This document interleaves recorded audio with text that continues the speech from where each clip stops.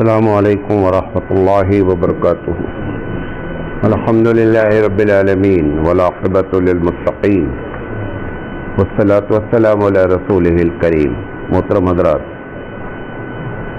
ہم لگاتار درس حدیث کر رہے ہیں اور آج اس کا درس نمبر 316 ہے۔ ہر حدیث، ہر درس اپنی جگہ پر ایک درس ہے۔ کل ایک حدیث پڑھی گئی تھی، اس میں 3 باتیں ذکر کی تھیں۔ بسم اللہ الرحمن الرحیم۔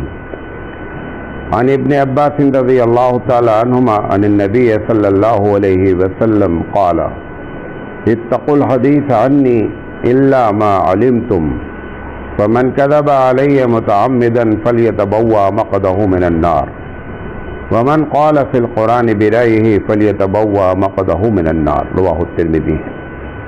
یہ ترمذی کی صحیح روایت ہے۔ یہ جو حدیث ہے، اللہ کے رسول صلی اللہ علیہ وسلم فرما رہے ہیں کہ لوگوں، میرے بارے میں میری حدیث بیان کرنے میں بہت احتیاط اختیار کرو۔ جب تک تم کو کنفرم نہیں ہو، ما علمتم، جب تک تم پکا نہیں جانو یہ حدیث ہے، تب تک اس کو حدیث نہیں بولو۔ یہ جو آج کل سوشل میڈیا پہ ایک آپ کو ملتا ہے اور آپ پاس کر دیتے ہیں، یہ بھی اسی میں داخل ہے، کیونکہ آپ کو تحقیق ہونی چاہیے یہ حدیث ہے یا نہیں ہے۔ اب سوال یہ ہے کہ کون اب تحقیق کرے؟ بھائی سب عالم تو ہے نہیں۔ اچھا، تو اللہ تعالیٰ نے کہاں تمہارے ذمے رکھا ہے کہ تم فارورڈ کرو؟ بھائی اگر اللہ تعالیٰ تمہارے ذمے رکھتا کہ جو بھی ملے سب فارورڈ کرو، تب یہ بات تھی کہ بھائی ہر آدمی عالم نہیں ہوتا ہے تحقیق کرے۔ اسی لیے اللہ کے رسول صلی اللہ علیہ وسلم نے ایک دوسری جگہ یہ بات بھی فرمائی کہ کفا بالمرء کذبا، آدمی کے لیے جھوٹا ہونے کے لیے یہ کافی ہے ان یحدث بکل ما سمع، کہ جو سنے وہ فارورڈ کر دے۔ تو یہ کہہ کر کے کوئی نہیں بچے گا کہ نہیں مجھے دوسرے نے فارورڈ کیا تھا، ایڈمن نے کیا تھا، میں آگے فارورڈ کر دیا۔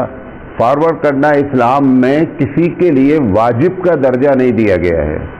جو چیز واجب ہوگی تب اس کے اوپر ہو سکتا ہے، ہم سے کیا مطلب ہے، ہم کو ملا ہم نے آگے کر دیا۔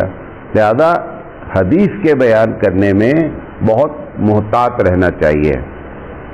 اور اگر کوئی ایسا واقعہ ہے جو آپ کو یقین ہے، یقین ہونے کی 2 شکل ہو سکتی ہے۔ ایک یہ کہ آپ کی خود کی تحقیق ہے کہ یہ حدیث ہے، بہت اچھی بات ہے، بھلے تحقیق آپ کی غلط ہو، مطلب آپ ایک اسکالر ہیں اور آپ کی تحقیق میں وہ حدیث صحیح ہے، ہو سکتا ہے دوسرے اسکالر کی نگاہ میں وہ حدیث کیا ہو، ضعیف ہو، تو بھی آپ کے اوپر ذمہ داری اتنی نہیں ہوتی۔ ایک طریقہ یہ ہے کہ آپ اسکالر ہیں، آپ عالم ہیں اور آپ تحقیق کر کے بیان کریں۔ دوسری بات یہ ہے کہ کسی ایسے آدمی کے جس کے بارے میں آپ کو یقین ہو کہ یہ جب بھی حدیث بیان کرتا ہے تو تحقیق سے بیان کرتا ہے، آپ اس کی بات نقل کر دیں۔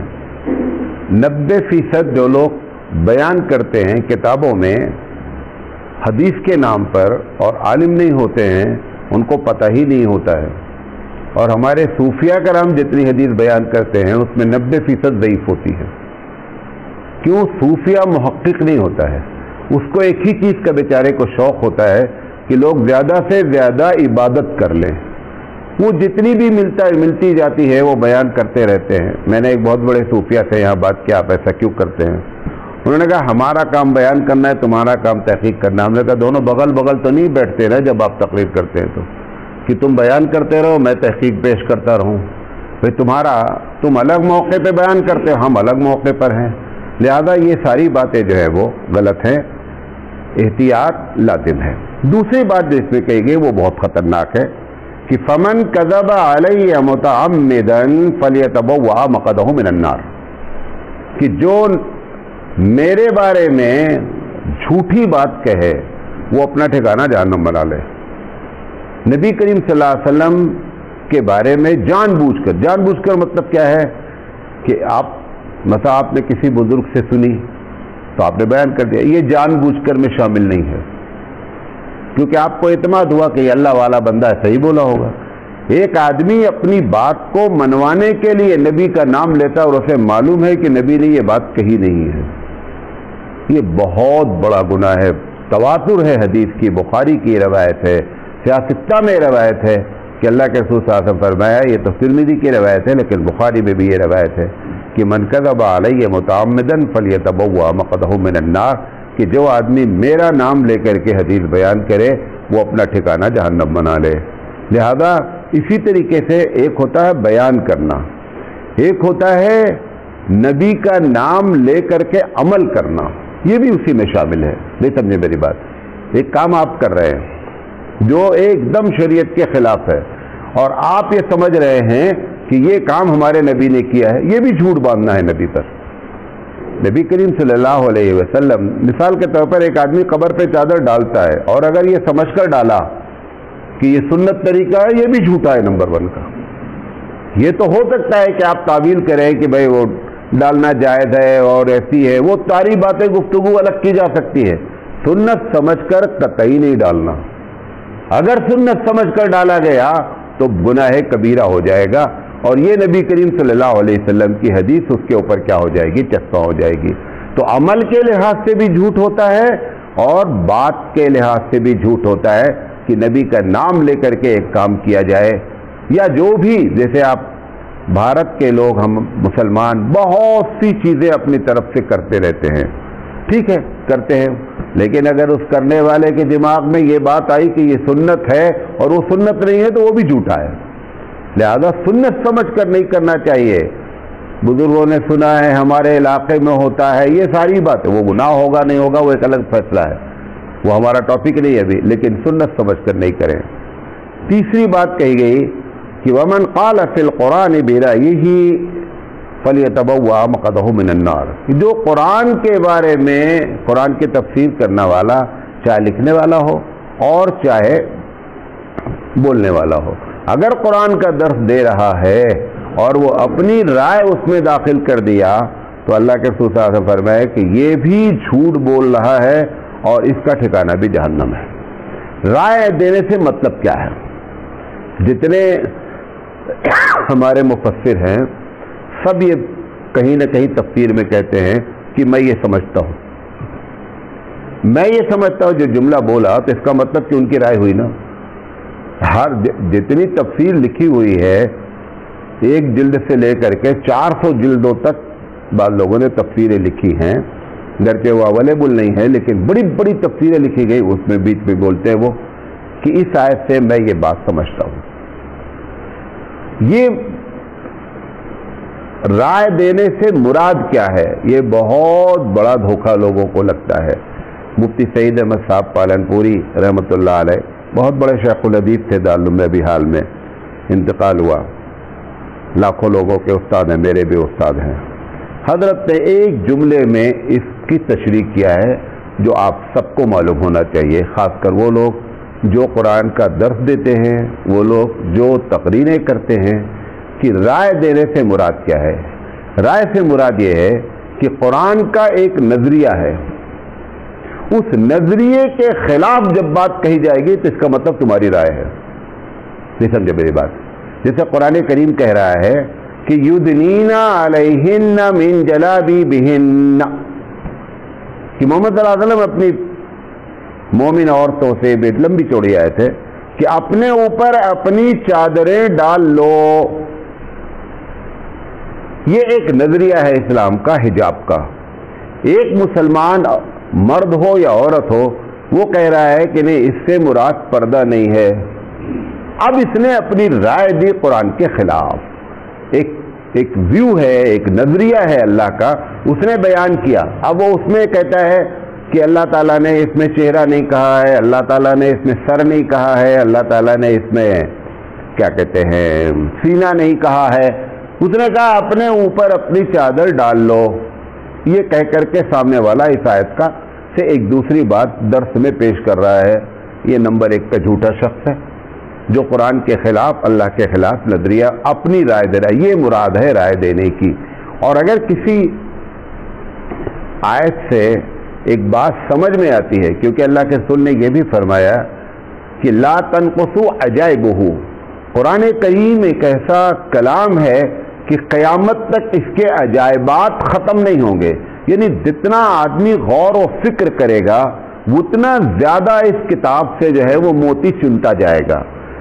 اگر یہ بات نہیں ہوتی تو اللہ تعالیٰ نے 20 جگہ قرآن میں کہا کہ آپ قرآن پہ غور و فکر نہیں کرتے ہیں, تدبر نہیں کرتے, آپ تفکر نہیں کرتے ہیں, اس کے بارے میں سوچتے نہیں. تو پتہ چلا کہ تفکر, تدبر, سوچنا اور غور کر کے اس میں سے کوئی معنی نکالنا, یہ اس میں داخل نہیں ہوتا ہے. داخل ہوتا ہے کہ آلریڈی ایک نظریہ, مجھے سے بات بدماشوں نے کیا کہ قرآن مجید میں کہیں نہیں لکھا ہے کہ نماز پڑھو. قرآن میں لکھا ہے نماز قائم کرو, نماز قائم کرو. اب اس آدمی کو یہ معلوم ہی نہیں ہے کہ عربی زبان میں نماز قائم کرنے کے معنی کیا ہوتے ہیں. اچھا, وہ اگر تم جاہل ہو اگر, تو کم سے کم نبی کے زمانے سے لے کر کے علماء جس زمانے میں تم موجود ہو, انہوں نے اس معنی کو کیا سمجھا, وہی نظریہ ہے. بھئی نماز پڑھو, نماز کا حکم دیا گیا, نماز فرض ہے, تو سوال یہ ہے کہ آپ اس سے کہہ رہے نہیں, اس سے مراد دعا مانگنا ہے. تو ایسے نظریے جو پیش کرتے ہیں, یہ اللہ تعالیٰ کہہ رہا ہے, اللہ کے رسول فرما رہے ہیں کہ جو میرے کلام میں اپنی رائے دے, یعنی میں نے ایک رائے دی ہے, اس کے اگینسٹ میں ایک رائے دے, تب وہ اپنا وہ ٹھکانہ جہنم بنا لے. ورنہ قرآن مجید کے موتی جو ہے نا وہ ہمیشہ نکلتے رہتے ہیں. اور ابھی آپ کو ایک چھوٹی سی بات بتاتا ہوں. ایک زمانہ تھا جب لوگوں کو یہ بات سمجھ میں نہیں آتی تھی. قرآن مجید میں ایک آیت ہے, ایک آیت نہیں, اس طرح کی کئی آیتیں ہیں کہ جو لوگ ایسے میوزیکل سامان خریدتے ہیں کہ جو بولتا ہے, کیا کرتا ہے, بولتا ہے. تو صحابہ کے زمانے میں یہ بات, کوئی لوگ جو ہے اس کو ہارمونیم لیتے تھے کہ اس میں سے آواز نکلتی ہے. مولانا علی ندوی رحمۃ اللہ نے فرمایا جب ٹی وی ایجاد ہوئی تو انہوں نے کہا یہ بات اللہ تعالیٰ کہہ رہا ہے کہ وہ لوگ جو ایسا سامان خریدتے ہیں جو بولتا ہے. میں یشتری لہو الحدیث, ٹی وی کو انہوں نے کیا کیا, اس سے لے جا کر کے ریلیٹ کیا کہ یہ بولتا ہے. اور وہاں پر بھی لفظ یہی ہے کہ جس نے خریدا اس چیز کو جو بولتا ہے اور وہ بولنے والے کو, تو یہ عجائبات کبھی نہیں ختم ہوتے ہیں. کوئی اس میں انہوں نے اس کے خلاف نظریہ نہیں پیش کیا. تو یہ بات بھی ذہن میں رکھنی چاہیے کہ فَلْيَتَبَوَّأْ مَقْعَدَهُ مِنَ النَّارِ اسی آدمی کے لیے ہے کہ جو ایک آیت کا مفہوم چلا رہا ہے, تمام جمہور کا اس بات پر اتفاق ہے, آپ اس سے ہٹ کر کے ایک بات کہہ رہے ہیں, تو یہ گویا کہ سراسر باطل ہے, سراسر جھوٹ ہے. ابھی حجاب والے معاملے میں جو ہوا اس میں اسی آیت سے غلط فیصلہ دیا گیا. اور بہت بڑے ایک الیکشن کمیشن ریٹائرڈ قریشی صاحب تھے اس کے پہلے, انہوں نے بہت اچھی بات کہی. انہوں نے کہا کہ عدالت کو یہ حق نہیں پہنچتا ہے کہ وہ دھارمک معاملے میں یہ بتاوے کہ دھرم میں کیا چیز واجب ہے اور کیا چیز فرض ہے. یہ علماء کا کام ہے, یہ علماء کا کام ہے کہ وہ بتائیں کہ ہمارے اسلام میں جو بھی جس دھرم کا ہے کہ اس میں کیا چیز ضروری ہے, کیا چیز غیر ضروری ہے. اگر عدالتیں یہ فیصلہ کریں گی, تو انہوں نے مثال دیا کہ اگر دھارائیں جو آئی پی ایس کہلاتی ہے, مختلف قسم کی دھارائیں ہوتی ہیں, آرٹیکل, انہوں نے کہا کہ اگر علماء اس کی تشریح کریں گے وکیل کے علاوہ تو وہ بھی غلطی کریں گے. اور قرآن مجید اور اسلام کے بارے میں اگر غیر عالم بات کرے گا اور عدالتیں بات کریں گی تو بھی غلطی کریں گی. تو دونوں کی فیلڈ الگ الگ ہے. تو پورے نظریے کے, حجاب کے نظریے کو کیا کر دیا گیا, بدل دیا گیا. اب انہوں نے جو یہ بات کہی کتاب یدنین علیہن من جلابیبہن, کیونکہ بات آ گئی ہے تو بات بتا دیں آپ کو کہ یدنین علیہن من جلابیبہن, کہ اے عورتوں اپنے اوپر اپنی چادریں ڈال لو. اچھا, اگر اللہ تعالیٰ کہہ دیتا کہ اے عورتوں اپنے سر پر اپنی چادر ڈال لو, تو دوسرا بولتا کہ چہرہ اس سے مراد نہیں ہے نہیں. تیسرا بولتا کہ سینہ چھپانا اس سے مراد نہیں ہے. جس ایک کو خاص کرتا دوسرا کیا ہوتا, آؤٹ ہو جاتا. نہیں سمجھے میری بات. اگر بول دیتا کہ سینے پر ڈالو تو سر کیا ہوتا, آؤٹ ہو جاتا. اور اگر بولتا چہرے پہ ڈالو تو سر اور سینہ آؤٹ ہو جاتا. اور اگر سینے پہ بولتا ڈھانک دو تو چہرہ اور سر آؤٹ ہو جاتا. یہ تو کلام الہی ہے, اس نے ایک لفظ بول کر پورے کو کور کیا. اور یہ اس کو پتہ ہی نہیں ہے جس نے گفتگو کی کہ یہ جو لفظ آیا ہوا ہے اگر اس میں الہ کا لفظ آتا، یدنین قرآن مجید کا ایک قرآن مجید نے عربی زبان کا ایک بہت بڑا کمال ہوتا ہے. انگلش میں بھی کبھی کبھی وہ چیز ہوتی ہے کہ پریپوزیشن کے لگا دینے سے معنی اوپر نیچے ہو جاتا ہے. ایک ورڈ ہوتا ہے، ورڈ کے آگے اور پیچھے اگر پریپوزیشن کوئی لگا تو ایک دم معنی اوپر نیچے ہو سکتا ہے. عربی زبان میں دا کے معنی دعا کرنا، دا لہو کے معنی کیا ہے؟ آپ کے حق میں دعا کرنا. اگر دا علیہ کہہ دیا تو آپ کے لیے بد دعا کرنا. صرف علا اور الہ بدلا ہے، ایک کے معنی بد دعا کرنا اور ایک کے معنی دعا کرنا. ایسے ہی جیسے 15ویں پارے میں اللہ نے کہا کہ سبحان الذی اسرا بعبدہ، اسرا کے معنی رات میں چلنا، رات میں چلنا. یہاں پر اللہ نے کہا سبحان الذی اسرا بعبدہ، اسرا کے ساتھ اگر بے کا لفظ آ جائے تو اس کا مطلب یہ ہوتا ہے کہ رات میں لے جانا. کیوں؟ نبی کریم صلی اللہ علیہ وسلم خود سے معراج نہیں گئے ہیں، خود سے، خود کی طاقت نہیں تھی، طاقت تو اللہ نے، اللہ کہہ رہا میں اپنے نبی کو لے گیا. تو بے لفظ نے کیا کر دیا؟ پورے معنی کو کیا کر دیا؟ چینج کر دیا. اب عام آدمی اٹھا کر کے جب اس قسم کے قرآن کھول کر کے وہ شروع کرے گا باتیں، اس کے فرشتوں کو بھی خبر نہیں، وہ سمجھے گا ایسے چپکے بے لگایا ہوا ہے، چپکے بے لگایا ہوا ہے. یہاں پر یودنینا الا لگا کر کے، یودنی کے ساتھ اگر الا آ جائے تو کمپلیٹ پر ڈھکنا، اور اگر یودنی کے ساتھ اگر الا آ جاتا تو جو لفظ کے آگے الا کے بعد ہوتا اس کو ڈھکنا ہوتا. اللہ نے یہاں پہ الا لفظ استعمال کیا ہے. یہ نہ ان ججوں کو پتا تھا اور نہ وہ سامنے جو بیٹھ کر کے بحث کر رہے تھے نا. یہ ہمارا یہ ایک بہت بڑی ٹریجڈی ہے کہ اسلامک ایشو تھا اور غیر مسلم اس پر بحث کر رہا تھا ہماری طرف سے. یعنی ہمارے پاس کوئی اتنا تگڑا وکیل نہیں تھا جو اسلامک لحاظ سے وہاں پر یہ گفتگو کر پاتا. یہی معاملہ طلاق میں بھی ہوا اور یہی معاملہ بابری مسجد کے کیس میں بھی ہوا کہ ہمارے کیس کو جو لوگ ہینڈل کر رہے تھے، جو آدمی یہاں کرناٹک میں ہینڈل کیے ہیں، جو صاحب، ابھی بحث چلی رہی تھی، بدھ کا دن تھا، جمعرات کا دن تھا، جب آرگومنٹ ہو رہا تھا، انہوں نے جو بحث کرتے کرتے کہا، میں نے پوری آرگومنٹ کو سن کے ان کی دیکھی، اس میں انہوں نے کہا کہ جج صاحب میں یہ ریکویسٹ کرنا چاہتا ہوں کہ مسلمانوں کا رمضان آ رہا ہے، لہذا حجاب کو اس کی اجازت دی جائے. مسلمانوں کل جمعہ ہے، لہذا حجاب کی اجازت دی جائے. اچھا، حجاب کا جمعہ سے اور رمضان سے کیا تعلق ہے؟ ہمیں حجاب سے رمضان کا کیا تعلق ہے؟ یہ ہمارے وکیل صاحب وہاں پہ کیا کر رہے ہیں؟ بحث کر رہے ہیں. اب اگر ایسے وکیل ہمارا مقدمہ لڑیں گے، یقینی بات ہے کہ آپ کو ہار رہا ہے. الٹی باتیں ہو رہی ہیں، ایک دم الٹی باتیں کی جا رہی ہیں، سمجھے؟ وہ اگر اسی بات کو پکڑ لیا اس نے کہا کہ اس کا رمضان اس سے کیا تعلق ہے؟ بھائی ان کو نہیں پتا ہے، یہ سمپیتھی حاصل کر رہے ہیں جج صاحب سے کہ میں رمضان کا اور جمعہ کا حوالہ دے دوں گا تو جج صاحب پگھل جائیں گے اور ہمارے حق میں فیصلہ ہو جائے گا. لہذا یہ بھی ایک ہمارے لیے بہت بڑا سوچنے کا مقام ہے کہ دھارمک معاملے میں بھی ہمارے پاس بحث کرنے والے لوگ ایسے نہیں ہیں جو جا کر قرآن حدیث کی صحیح طور پر ترجمانی کر سکیں. یہ بھی سوچنے کا مقام. بہرحال تو کہنا یہ چاہتے تھے، آخری بات کہہ کر ختم کرتے ہیں کہ قرآنی نظریے کے خلاف اگر کوئی آدمی بات کرے گا تو یہ بات آئے گی کہ اس نے اپنی رائے دی. اگر قرآن سے ایک بات سمجھ میں آتی ہے جو اگینسٹ آپ اسلامک نظریہ نہیں ہے تو یہ اس سے مراد نہیں ہے. لہذا عام آدمی کو اس بات کا دھیان رکھنا چاہیے کہ جو باتیں وہ کہہ رہا ہے نظریے کے خلاف نہیں ہونا چاہیے. کل میں نے ایک حدیث پڑھی تھی جو مسلم شریف کی روایت تھی کہ اللہ کے رسول صلی اللہ علیہ وسلم نے 4 چیزوں سے اس حدیث میں پناہ مانگی ہے. آپ نے فرمایا کہ میں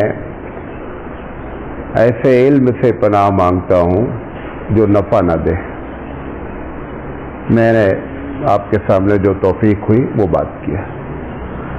دوسری بات آپ نے فرمائی کہ میں ایسے دل سے پناہ مانگتا ہوں ومن قلب لا یخشا، کہ اللہ ایسے دل سے پناہ ہے جس کے اندر خوف نہ. دیکھیں یہ جو خوف کی بات ہے، ایک تو خوف اللہ کا ہے، اللہ ہی کا مین خوف ہے، بلکہ کسی کا خوف نہیں ہوتا۔ خوف کی دو قسم ہوتی ہے، ایک خوف فطری ہوتا ہے، ایک خوف عقلی ہوتا ہے۔ ایک خوف کیا ہوتا ہے؟ فطری ہوتا ہے۔ اچانک آپ کے پیچھے سے ایک آدمی آیا، بہت زور سے چیخ دیا، آپ ڈر گئے۔ یہ جو ڈرنا ہے یہ فطری ڈرنا ہے، یہ کسی کے ساتھ ہو سکتا ہے۔ حضرت موسیٰ علیہ السلام سے جب جادوگروں نے کہا کہ موسیٰ تم اپنا جادو دکھلاؤ، وہ جادو تو تھا نہیں، معجزہ تھا، تو موسیٰ علیہ السلام نے کہا کہ پہلے آپ اپنا دکھلائیے۔ تو جب اس نے رسیوں کو ڈالا اور وہ شاید سانپ بنا تو موسیٰ علیہ السلام گھبرا گئے، ڈر گئے۔ اب نبی ہو کر کے ڈر گئے، یہ فطری خوف ہے۔ اس پر فتویٰ نہیں دیا جائے گا کہ صاحب اللہ کا خوف رکھتے ہیں آپ اور سانپ سے ڈر رہے ہیں، یہ فطری خوف ہے۔ تو وہ لوگ اس کو دونوں کو مکس کر کے پھر بولتے پھر اللہ کا خوف کیا رہ گیا؟ نہیں، فطری خوف سے اس کا کوئی وہ نہیں ہے۔ اصل جو خوف ہے وہ عقلی خوف ہوتا ہے، کہ جس اللہ کا خوف جو ہے وہ اصل ہے۔ ایک آدمی تنخواہ کی ڈر سے جاب پہ صحیح ٹائم پہ جاتا ہے، وہی آدمی نماز پڑھنے ٹائم پر نہیں آتا ہے۔ اب ہم جیسے مقرر جن کا علم کم ہوتا ہے وہ دونوں کو کمپیئر کر دیتے ہیں کہ تم جو ہے وہ باس کے خوف سے تو روزانہ ٹائم پر جاتے ہو اور نماز پڑھنے ٹائم پر نہیں آتے ہو، وہ فطری خوف ہے۔ نہیں سمجھے بات؟ تو ان دونوں کو کبھی بھی جب آپ کمپیئر کریں گے تو خوب پریشان ہو جائیں گے، لہذا ان کو دونوں کو الگ الگ رکھنا چاہیے۔ فطری خوف سب کو ہو سکتا ہے۔ یہاں پہ جو خوف مراد ہے وہ حقیقی خوف ہے، وہ اللہ کا خوف ہے۔ اللہ کے خوف کے بارے میں بھی ہمارے نبی کریم صلی اللہ علیہ وسلم نے بہترین ایک گائیڈ لائن دیا، غور سے سنیے گا۔ یہاں پر یہ بات کہی کہ اللہ ایسے دل سے میں پناہ مانگتا ہوں جس کے اندر خوف نہ ہو۔ ایک دوسری حدیث میں آپ نے بیان فرمایا، اللہ آپ کا خوف اتنا نہیں آنا کہ میں آپ سے مایوس ہو جاؤں۔ دیکھیں کیا بہترین بات ہے۔ مثلا ایک آدمی اتنا خوف زدہ ہو جائے اللہ تعالیٰ سے کہ اللہ تعالیٰ نے جو آپ کے لیے جنت بنائی ہے اس سے نا امید ہو جائے بندہ۔ اس لیے جب تحریریں جب لکھی جاتی ہیں تو ہم لوگوں کو اس بات کا خیال اتنا زیادہ نہیں ڈراؤ کہ بندہ اب یہ سمجھے کہ نہیں جنت پہ جانے کے کوئی چانس ہی نہیں ہے، ایسا نہیں ڈراؤ لوگوں کو۔ حبیب مصطفیٰ بات پھر سمجھ رہے ہیں؟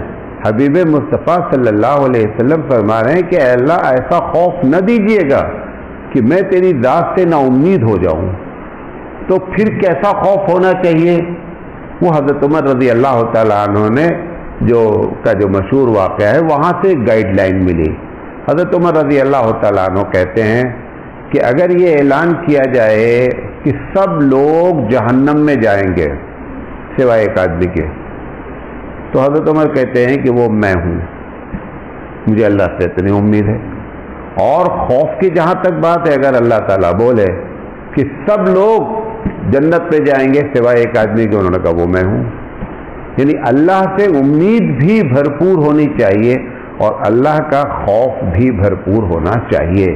وہی دل جس کے اندر یہ ایک کیفیت پیدا ہو وہی دل ہے، اور بقیہ دل سے پناہ مانگنی چاہیے۔ بات سمجھے میری؟ ایک بات۔ دوسری چیز، یہ جو خوف آنے کی بات ہے، مثال کے طور پر ایک آدمی کے سامنے اللہ تعالی کے احکامات ذکر کیے جا رہے ہیں، اس میں بندے کو خوف کم آتا ہے۔ جب اللہ تعالی کے گناہ پر کہ اگر گناہ کرو گے تو یہ سزا ملے گی، مستقل بولا جا رہا ہے اور اس کے دل پر اس کے کوئی اثرات نہیں ہو رہے ہیں، یہ دل ایسا ہے کہ اس سے پناہ مانگنی چاہیے۔ اثرات ہونی چاہیے۔ جب صحیح قرآن حدیث پیش کیا جائے کہ دیکھیں زنا کا یہ گناہ ہے، شراب کا یہ گناہ ہے، یہ ساری باتیں اس گنہگار کے سامنے پیش کی جائیں، لیکن وہ چکنا گھڑی کے طریقے سے یہ بکنے دو، یہ لوگ بکتے رہتے ہیں، اگر ایسا دل ہو گیا ہے تو یہ خطرناک دل ہے. اس کا مطلب یہ ہے کہ اب اس دل پر اللہ تعالیٰ نے لگاتار نافرمانی کی بنیاد پہ دو چیزیں ہو گئی ہیں.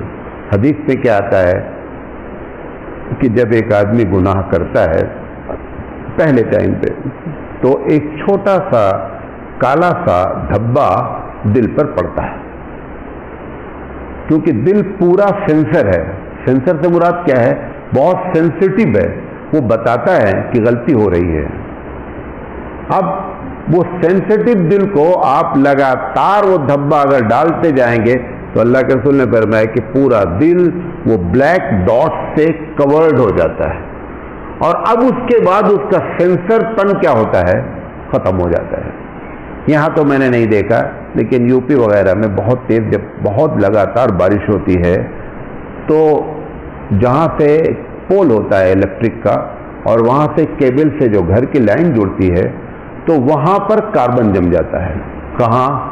جہاں پہ کیبل میں لگائی ہوئی ہے. اگر کاربن جم گیا پول تک لائن آئے گی، پول کے بعد الیکٹرک آپ کے گھر میں نہیں آئے گی، حالانکہ کنیکٹڈ ہے. کیا ہوا ہے؟ اس پورے کو کاربن نے کور کر دیا، لہذا اب الیکٹرک آپ کے گھر پہ نہیں آ رہی، الیکٹرک موجود ہے. ایسے ہی یہ کاربن ٹائپ چیز ہے جو ایمان تو موجود ہے لیکن ایمان کو پورے کو کورڈ کر دیا گیا، لہذا اب اس کا سینسر کیا ہو گیا؟ ختم ہو گیا. لگاتار وہ گناہ کرتا جائے گا اور اس سے احساس نہیں ہوگا. اور جب لگاتار گناہ کرتا ہے تو ایک یہ بات سمجھانے کے لیے بتایا جو حدیث میں آئی. دوسری چیز، پھر اللہ تعالیٰ جب ناراض ہو جاتا ہے ایسے بندے سے تو پروردگار عالم کہتا ہے کہ ختم اللہ علی قلوبہم، ہم نے ان کے دلوں پر مہر مار دی ہے.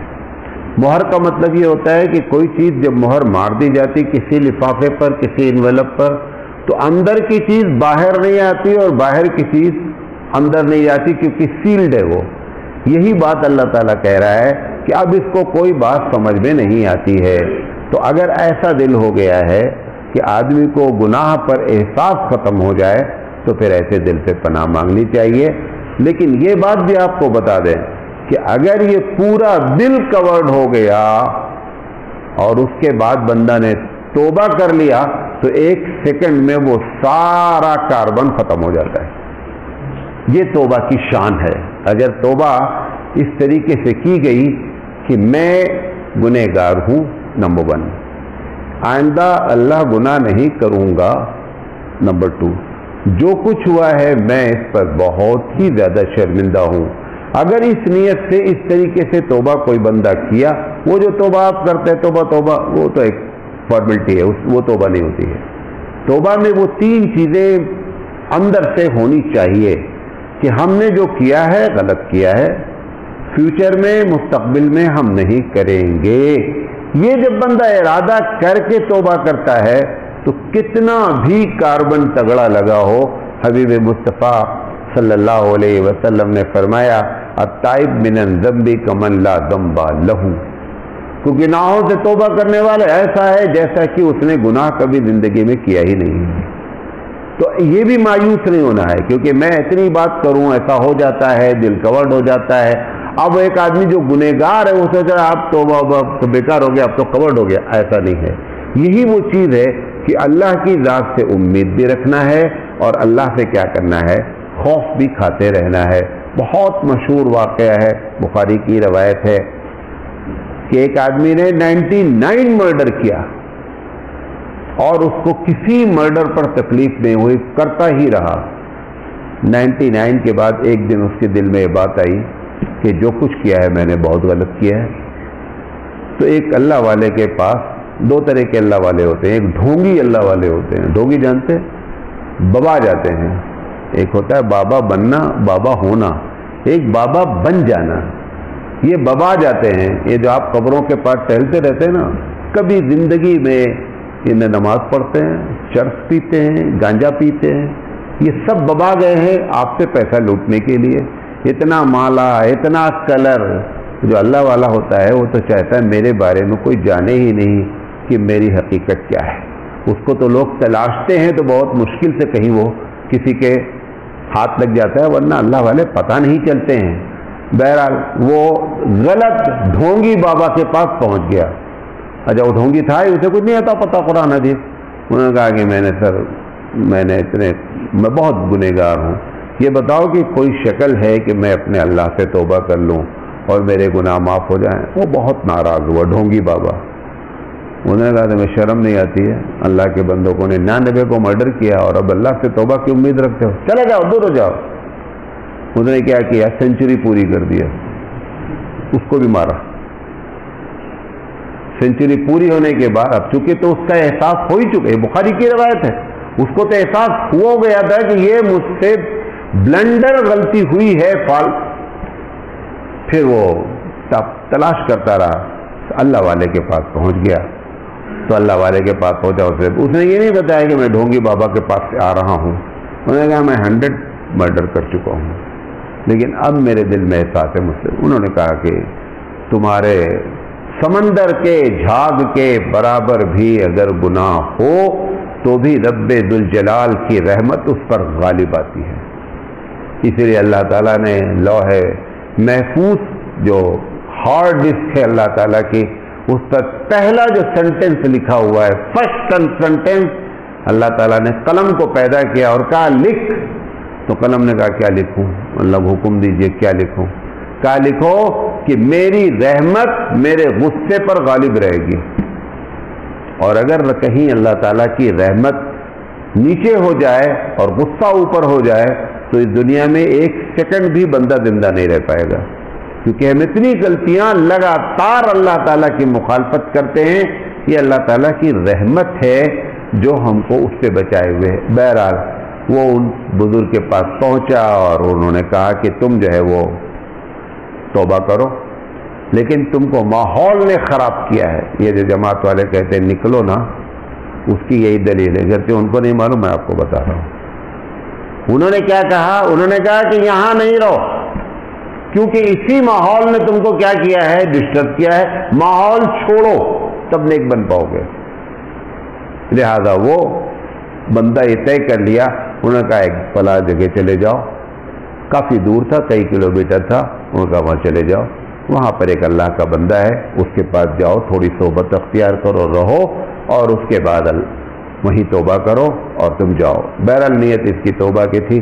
اتفاق ایسا تھا کہ یہ جب جا رہا تھا تو بیچ میں ہی ملک الموت آ گئے اور اس کی روح قبض کر لی.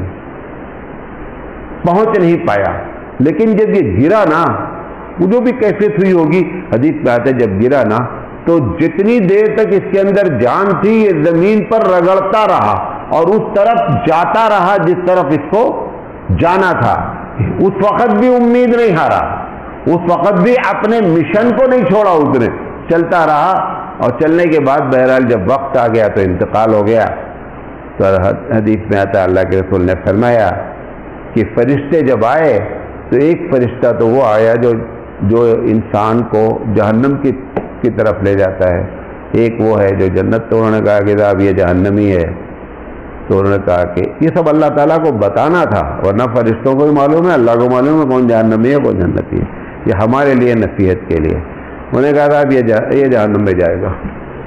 وہ فرشتہ جو جنت والا، انہوں نے کہا نہیں، یہ ارادہ کر چکا ہے اور یہ ارادہ کرنے کی وجہ سے یہ جنتی ہے، بھلے وہاں تک ابھی نہیں پہنچا ہے لیکن ہے یہ جنتی. دونوں میں بہرحال تکرار ہونے لگی. تو ایک تیسرا فرشتہ اللہ نے بھیجا، کہا جاؤ اور ان کے درمیان میں ججمنٹ کرو کہ رائٹ کون ہے رانگ کون ہے.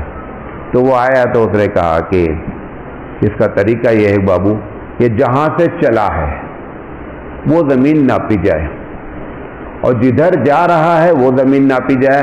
اگر یہ اس کا حصہ زیادہ ہے تو یہ اس ڈپارٹمنٹ کا ہے، اور اگر جس اللہ والے کی طرف جا رہا ہے وہ ڈسٹینس کم ہے تو یہ جنتی ہے. تو فرشتے نے جب ناپا، یہ بیچوں بیچ میں تھے. یہ تو اللہ تعالیٰ ہم کو بتانا ہے.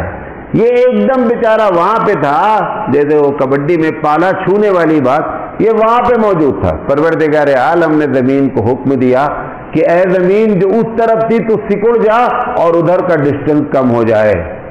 تو بہت تھوڑے مارجن سے وہ زمین سکڑ گئی اور ان کے بارے میں فیصلہ ہو گیا کہ یہ جنتی ہے. بتانا یہ چاہتے ہیں حدیث کے ذریعے کہ نا امید نہیں ہونا ہے اللہ تعالیٰ کی ذات سے، اور اتنا نڈر نہیں ہونا، یہ بھی ایک چکر ہو جاتا ہے۔ جب ہم نے کہا نا امید نہیں ہونا ہے تو بندہ کیا ہے کہ گناہ کیا جا رہا ہے، ارے اللہ تعالیٰ رحمان ہے، یہ اگر کرو گے تو یہ اس سے ڈینجر بات ہے، یہ بھی آپ کو بتا دیں، یہ بھی مطلب نہیں ہے۔ کہتے ہیں نا تو شعر پڑھتے ہیں کہ کچھ بھی ہو لیکن تیرے محبوب کی امت میں گاڑی پار ہو جائے گی، یہ بھی خطرناک قسم کی بات ہے، اس سے بھی بچنے کی ضرورت ہے۔ یہ جو چھوٹا سا ٹکڑا حدیث کا ہے، یہ بہت زیادہ سینسٹیو باتیں ہیں۔ اللہ تعالی بالارادہ، غور سے سنیے گا تو بات میں سمجھا پاؤں، جب بالارادہ گناہ کرتا ہے اس امید پر کہ اللہ معاف کرنے والا ہے، ہم توبہ کر لیں گے، ایسے شخص کو اللہ توبہ کی توفیق ہی نہیں دیتا۔ کیونکہ گناہ کے وقت ہی اس نے طے کر رکھا ہے کہ ہم بعد میں توبہ کریں گے، ایسے شخص کو توفیق نہیں ہوتی ہے۔ لہذا یہ کبھی ارادہ نہیں کرنا کہ گناہ کر رہے ہیں اور بعد میں کیا کر لیں گے، معافی مانگ لیں گے۔ ہمارے یہاں کابرین میں بہت بڑے اللہ والے شاہ وسیع اللہ رحمۃ اللہ علیہ نے ایک مثال دے کر سمجھائی کہ اگر گھر میں تمہارے برنال رکھا ہے، برنال جانتے ہیں، جل لیتے لگا لیتے ہیں، اب برنال گھر میں رکھا ہے تو بچے نے دیکھا گھر میں کہ امی نے برنال لا کے رکھا ہے، یہ جا کر کے چولہے میں ہاتھ ڈال دیا، کون؟ بچہ۔ امی نے پوچھا کیا ہوا؟ کہا امی برنال رکھا تھا اس لیے میں جلایا۔ آپ بتاؤ یہ طریقہ ہے؟ بھئی امی نے اگر برنال رکھا تھا کہ خدا نہ خواستہ گھر میں کوئی بچہ یا کسی کو جل جائے گا تو استعمال کر لے گا۔ آپ نے کیا کیا؟ سونا کر کے جلانا اور برنال استعمال کرنا، یہ کون سی پالیسی بھئی؟ اگر اللہ تعالیٰ نے توبہ کا برنال رکھا ہے تو اس کا مطلب یہ ہے کہ جان بوجھ کر گناہ کیا جائے تاکہ برنال استعمال کیا جائے۔ یہ تو کمپنی والا بنانے والا بھی نہیں سوچا ہے کہ لوگوں جان بوجھ کر اپنا جلاؤ ہاتھ اور اس کے بعد ہمارا برنال جو ہے وہ آئنمنٹ استعمال کرو، یہ تو کمپنی والا نے نہیں سوچا ہے۔ جس کو یہ امید ہے کہ زیادہ سے زیادہ برنال بک جائے وہ بھی یہ امید پر نہیں بیٹھا ہے۔ لہذا یہ جو دل کی بات ہے اس کو بہت سنبھال کے رکھنے کی چیز ہے۔ آپ نے ایک دوسرے موقع پہ فرمایا کہ لوگوں الا ہوشیار ہو جاؤ، ان فی الجسد مضغہ، کہ اس پورے جسم میں جو مین کنٹرولر ہے نا وہ دل ہے، ایک چھوٹا سا لوتھڑا ہے۔ آپ نے فرمایا ان فی الجسد مضغہ اذا صلحت اذا صلحت جسم کلہ، یا صلحت پہلے ہے کہ اگر وہ صحیح ہو گیا ٹکڑا اذا صلحت تو پورا جسم کنٹرول۔ آج وہ بھی ہے، ہارٹ خراب ہو گیا، آنکھ کتنی بھی اچھی ہو فائدہ کچھ نہیں ہے، سارا بدن اچھا ہو اور ہارٹ کی پرابلم ہو گئی تو نتیجہ کیا نکلتا ہے؟ سب کچھ بیکار ہے۔ ایسے ہی روحانی طور پر بھی اگر دل خراب ہو گیا بندے کا تو سمجھ جائیے پورا جسم اذا صلحت جسم کلو، تو پورا جسم صحیح رہتا ہے۔ وَإِذَا فَسَدَتْ، اور اگر وہ ٹکڑا خراب ہو گیا تو فسد الجسم کلو، تو پورا جسم کیا ہوتا ہے؟ خراب ہو جاتا ہے۔ لہذا دل کی حفاظت دونوں لحاظ سے کرنا ضروری ہے، صحت کے لحاظ سے بھی دل کی حفاظت کرنا بہت ضروری ہے اور روحانی لحاظ سے بھی دل کی حفاظت کرنا بہت ضروری ہے۔ اللہ کا خوف بھی ہو، اللہ کی امید بھی ہو۔ جان بوجھ کر گناہ کریں کہ تاکہ توبہ کریں، یہ بہت خطرناک چیز ہے، لیکن اللہ کی ذات سے کبھی بھی مایوس نہیں ہونا چاہیے۔ یہی بات اللہ کے رسول صلی اللہ علیہ وسلم نے ہماری ہے، ہم کو ہدایت۔ اعوذ باللہ من الشیطان الرجیم، بسم اللہ الرحمن الرحیم۔ وَمَكَرُوا وَمَكَرَ اللَّهُ وَاللَّهُ خَيْرُ الْمَاكِرِينَ۔ محترم حضرات، ہم جس عنوان پر آپ سے بات کرنا چاہتے ہیں کہ دیش میں نفرت کا ماحول کیوں پیدا ہو رہا ہے اور مسئلے کا حل کیا ہے۔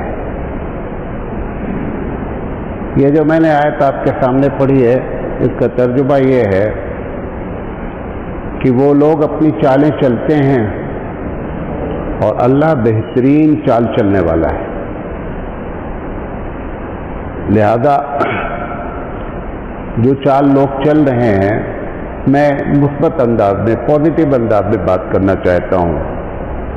ایک ایک بات آپ کو پوائنٹ سے بتاتے ہیں، چونکہ یہ ایک نظریاتی تقریر ہے، آپ اس سے اختلاف بھی کر سکتے ہیں اور اس میں اور باتیں بھی آپ جو ہے نا وہ جوڑ سکتے ہیں کہ نفرت کیوں ہو رہی ہے. دونوں باتیں ہو سکتی ہیں. ہم اللہ تعالیٰ سے دعا کرتے ہیں کہ اللہ تعالیٰ ہمیں صحیح بات کہنے کی اور آپ کو صحیح بات سمجھنے کی توفیق عطا فرمائے. دیکھیے، یہ جو نفرت کا ماحول پیدا ہو چکا ہے آلریڈی، اس میں ایک بڑا کردار جو ہے وہ میڈیا کا ہے. میڈیا کامیاب کیوں ہو گئی، اس کا جواب ایک ایک جملے میں دیتے چلتے ہیں. میڈیا کامیاب کیوں ہو گئی؟ اس لیے کامیاب ہو گئی کہ ہم ابھی اس مسئلے میں الجھے رہے کہ فوٹو لینا جائز ہے کہ ناجائز. لہذا ہم بہت پیچھے ہو گئے. میڈیا میں آنا تو بہت آگے کی بات تھی، ہم ابھی تک اسی مسئلے میں الجھے ہوئے ہیں. ہمیشہ توپ کا جواب توپ ہوتا ہے، توپ کا جواب غلیل نہیں ہوتی ہے. میڈیا کا جواب میڈیا تھا، اس سے ہم کیا ہو گئے؟ دور ہو گئے. لہذا ہم اس کو کور نہیں کر پائے. میں یہ باتیں کہہ رہا ہوں، زیادہ سے زیادہ 1000 آدمی ہماری بات سنیں گے نا، لیکن یہ بات ایسی ہے کہ 10 کروڑ کو ایک ساتھ سننا چاہیے. ہم اپنی بات کو 10 کروڑ پہنچانے میں ہم مر جائیں گے اور 10 کروڑ تک ہماری بات نہیں پہنچے گی. یہ یہاں پہ فالٹ ہوا. نمبر 2، میں 15 سال 20 سال سے بول رہا ہوں کہ میڈیا پہ مسلمانوں کو کنٹرول کرنا چاہیے. نمبر 2، بھارت کے سب سے پہلے ایجوکیشن منسٹر ہماری ہی برادری کے تھے، ابوالکلام آزاد صاحب. نیچے سے لے کر اوپر تک بھارت کی تاریخ میں جو گڑبڑی کی گئی، تاریخ میں جو سلیبس پڑھایا گیا، اس سلیبس کا پڑھنے والا کبھی بھی آپ سے محبت نہیں کر سکتا، کیونکہ اس نے پڑھایا ہی جا رہا ہے کہ مسلمان بادشاہوں نے بہت ظلم ڈھایا ہے. میں ان سب کا جواب صرف بھگت سنگھ کے ایک جملے سے دینا چاہتا ہوں. جب میں جتنی بات کر رہا ہوں سب لاجیکل باتیں کریں گے کہ آپ کہیں بھی اٹھے بیٹھیں تو آپ اس میسج کو پاس کر سکیں. بھگت سنگھ کو جب پھانسی کی سزا سنائی جج نے، تو جج نے کہا کہ بھگت سنگھ 850 سال تک مسلمانوں نے یہاں پر حکومت کی، تم نے کبھی، تمہارے لوگوں نے کبھی ان پر بم نہیں داغا، اور ہم نے صرف 150 سال ابھی ہوا ہے اور تم نے ہماری پارلیمنٹ میں اٹھا کر کے بم داغ دیا. تو اب بھگت سنگھ نے جو بات کہی، آج بھی ہسٹری میں اس کا جملہ لکھا ہوا ہے. بھگت سنگھ نے کہا کہ جس 850 سال کی حکومت کی آپ بات کرتے ہیں، ان لوگوں نے اس دیش کو ہمیشہ سونے کی چڑیا بنایا. تم نے اس 150 سال میں اس کو کنگال کر دیا، اس لیے بم یہاں داغا گیا. بھگت سنگھ بھی اس بات کو سمجھتا ہے کہ 850 سال حکومت کرنے والوں نے یہاں ظلم نہیں ڈھایا ہے، ورنہ انگریزوں کو وہ یہ جواب نہیں دیتا. بھگت سنگھ ہمارا آدمی نہیں ہے، بھگت سنگھ سکھ ہے. یہ تاریخ جو جس کے پہلے منسٹر ہمارے آدمی تھے، اس وقت سے لے کر آج تک کبھی بھی ہمارے لوگوں نے تاریخ کو چیلنج نہیں کیا. 4 سال پہلے دارالعلوم دیوبند میں ایک ورلڈ پیس کانفرنس ہوئی. 300 علماء کو بلایا گیا، پورے بھارت کے، باہر کے بھی کچھ تھے، اس میں سے ایک میں بھی تھا. ہر آدمی کو 2 منٹ بولنے کا موقع تھا کہ 2 منٹ میں آپ اپنا کوئی میسج دینا چاہتے ہیں تو دے دیں. تو میں نے ایک بات کہی اور اس کا ٹاپک یہی تھا کہ بھارت میں پیس کیسے قائم کی جائے. میں نے کہا کہ اگر آپ اپنے اثرات اور اثر و رسوخ حکومت پر رکھتے ہیں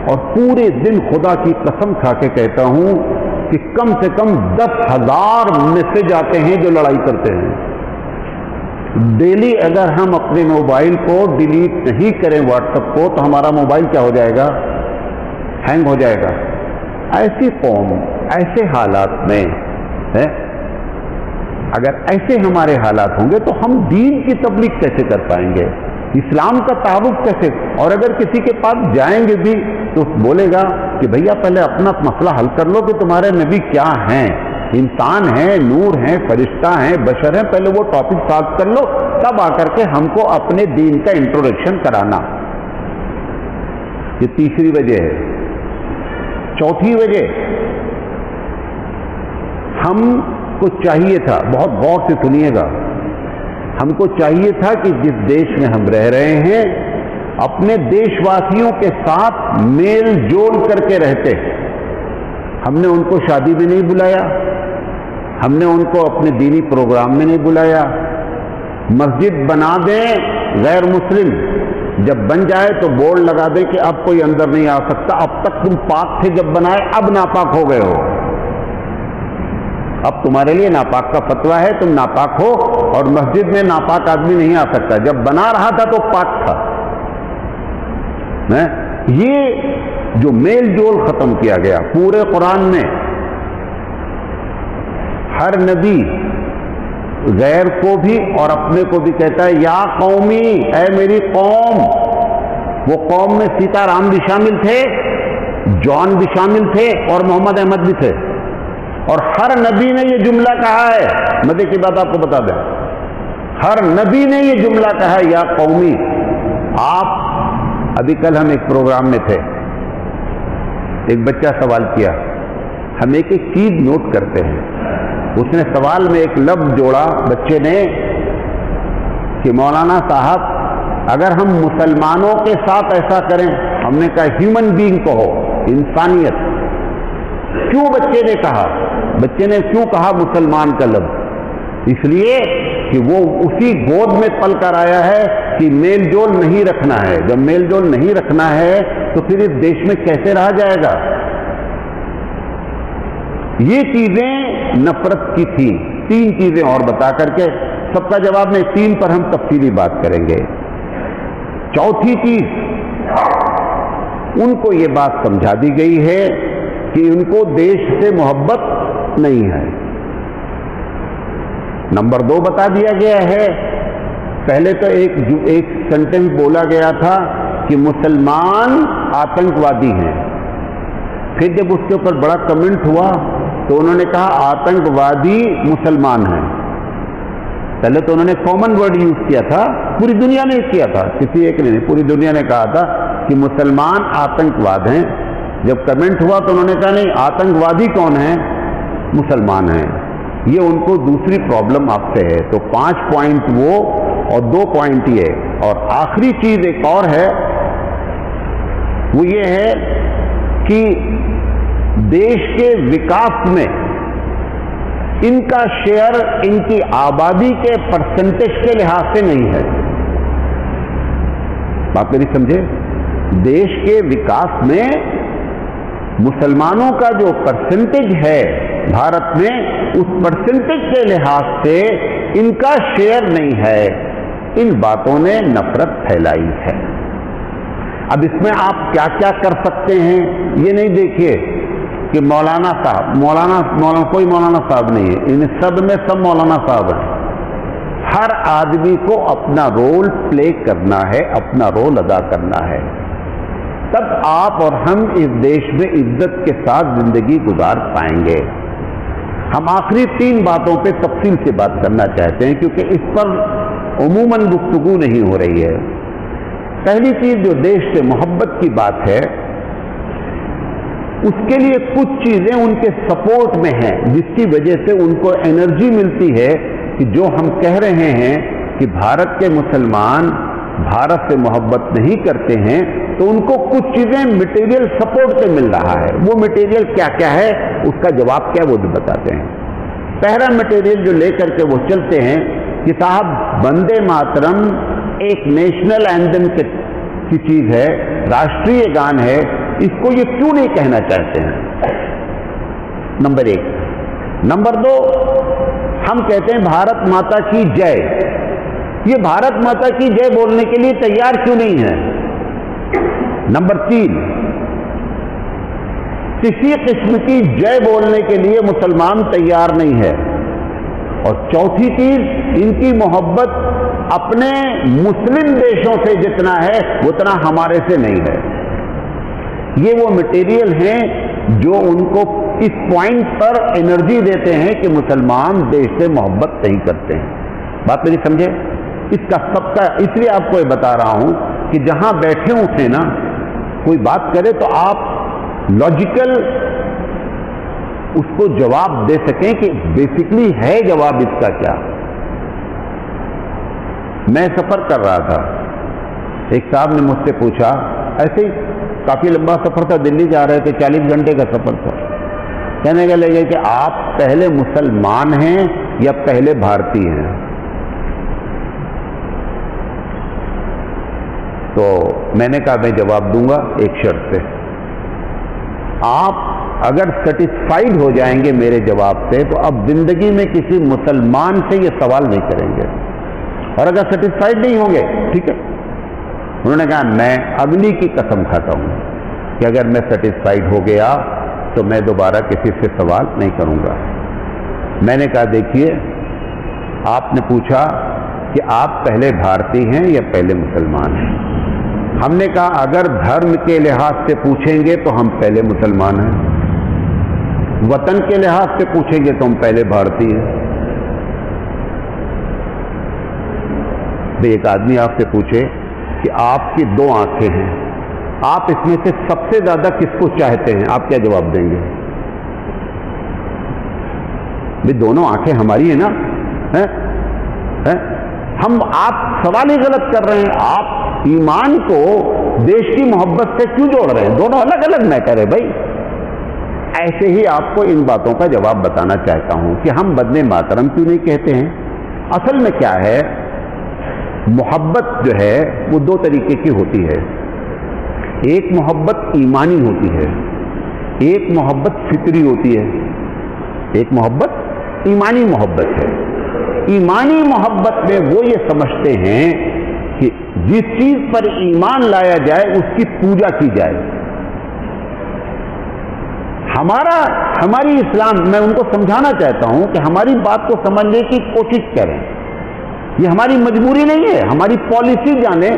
ہم بھی انسان ہیں, ہم بھی منو کی اولاد ہیں, ہم بھی آدم کی اولاد ہیں. ہماری پالیسی کو آپ سمجھنے کی کوشش کریں. لڑائی کرنے والوں سے میں بات نہیں کرنا چاہتا ہوں. جو واقعی میں سنجیدگی سے ہماری بات سمجھنا چاہتے ہیں, ہم ان کو بات بتانا چاہتے ہیں کہ ایمان کی 2 قسم ہوتی ہے. ایک محبت ہوتی ہے ایمانی, ایک محبت ہوتی ہے فطری. آپ ایمانی محبت ہمارا تقاضا کرتی ہے کہ ہم جس پر ایمان لائیں اس کی بات مانیں. نمبر 1. نمبر 2, اگر ہم ایمان لائے ہیں تو اس کا یہ مطلب نہیں ہے کہ ہم اس کی پوجا کریں. تم سمجھتے ہو کہ ایمان کا مطلب لانے کا مطلب پوجا ہے. ایمان کا مطلب, ہم سب سے زیادہ محبت کس سے کرتے ہیں؟ اولیاء اللہ جتنے بھی ہیں, انبیاء, سب سے اوپر ہمارے نبی کریم صلی اللہ علیہ وسلم سب سے زیادہ محبت کرتے ہیں. ہم جب ان کی عبادت نہیں کرتے ہیں تو بقیہ آپ ہم سے کیوں پریشر ڈال رہے ہیں کہ آپ عبادت کریں؟ ان کو یہ بات ہی نہیں معلوم ہے کہ مسلمانوں میں ایمانی محبت ورشپ کے لیے نہیں ہے. بات میری سمجھے؟ یہ بات اگر وہ سمجھیں تو اس بات کو سمجھیں کہ یہ بندے ماترم کیوں نہیں کہتے. اچھا, جس چیز میں بھی شرک ہوتا ہے مسلمان وہ کام نہیں کر سکتا. سیدھی سی ایک بات ہے, آپ زبردستی ڈنڈا مار کے کہلا لیں وہ ایک الگ مسئلہ ہے. کیوں؟ کیونکہ ہماری اپنی ایک پالیسی ہے اسلامی, ہم اس پالیسی کے سرکل کو کراس نہیں کر سکتے.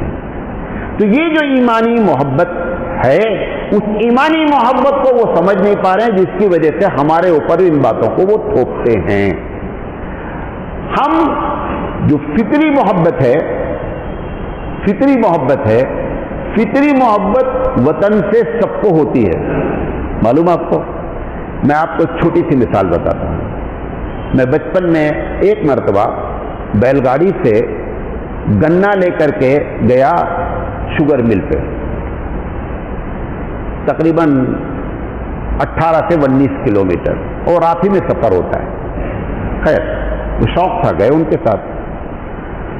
جب گنا اتار دیا گیا, اتارنے کے بعد جب بیل کو دوبارہ بیل گاڑی میں نادھا گیا, جب بیل آنے لگا تو بہت تیز, جاتے وقت تو وزن بھی تھا لیکن آتے وقت بہت تیز رفتار سے بیل جو ہے وہ آ رہا تھا, اور وہ جو ہانکنے والا گاڑی وان تھا وہ سو گیا. اس نے کہا کہ یہ اپنے آپ جائیں گے, آپ چنتا نہیں کریں احمد بھائی. اس نے کہا کہ ان کو اپنے کھوٹے سے اتنی محبت ہے, اب ان کو معلوم ہے کہ میں اپنے اصلی وطن جا رہا ہوں, لہذا یہ بھاگ کے جا رہے ہیں. وطن سے محبت نیچرل ہوتی ہے. ہم کو وطن کے محبت نیچرل ہے, اور ہمارے نبی صلی اللہ علیہ وسلم کی آپ کو 2-3 مثالیں دیتا ہوں. جب حضرت ابراہیم کی بات پہلے کرتے ہیں, ابراہیم علیہ السلام نے دعا کیا کہ رب اجعل ھذا بلدا آمنا, کہ اللہ تعالیٰ اس مکے کو امن والا بنا دے. جس وقت انہوں نے دعا کیا اس وقت اس میں کافر بھی رہتے تھے, اور یہ دعا میں کنڈیشن بھی نہیں رکھی کہ اللہ جب تک ایمان والے رہیں تب تک امن رہے, اس کے بعد بدامنی آ جائے. یہ بھی دعا کر سکتے تھے وہ. کیوں؟ کیونکہ آدمی کو اپنے وطن سے محبت ہوتی ہے. حبیب مصطفیٰ صلی اللہ علیہ وسلم مکہ چھوڑ رہے ہیں. جس وقت مجبور کر دیا گیا, ہجرت کا وقت ہے, آخری وقت میں جب مکے کے بارڈر پر پہنچتے ہیں تو آپ ٹرن ہو کر کے مکے کو خطاب کرتے ہیں کہ مجھے تجھ سے بڑی محبت ہے. اگر لوگ مجھے نہیں نکالتے تو میں کبھی بھی تجھے چھوڑ کے نہیں جاتا. رو رو کر کے آپ صلی اللہ